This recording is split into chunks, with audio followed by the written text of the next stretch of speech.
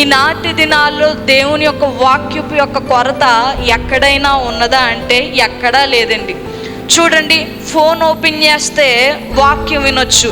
మనకి నచ్చిన దైవజనుల్ని మనం ఏం చేసుకోవచ్చు అంటే సెర్చ్ చేసుకొని ఆ యొక్క దైవజనుల యొక్క వాక్యాన్ని వినొచ్చు. లేదంటే మనకి ఎక్కడికి నచ్చితే అక్కడ దేవుని మందిరానికి వెళ్ళొచ్చు. ఏ ప్రాంతానికి కావాలంటే ఆ ప్రాంతానికి మనం వెళ్ళి ఏం చేయొచ్చు అంటే దేవుని యొక్క వాక్యాన్ని వినొచ్చు. దేవుని యొక్క వాక్యపు యొక్క కొరత ఈ లోకంలో ఎక్కడైనా ప్రస్తుత దినాలలో ఉందా అండి? నా ప్రశ్న మీకు అర్థమైందా? దేవుని యొక్క వాక్యపు యొక్క కొరత ఎక్కడైనా ఉన్నదా?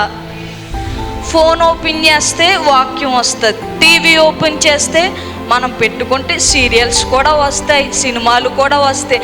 కానీ మనకు వాక్యం కావాలనుకుంటే గనుక ఆ వాక్యాన్ని కూడా మనం దేంట్లో చూడొచ్చు అంటే టీవీలో చూడొచ్చు.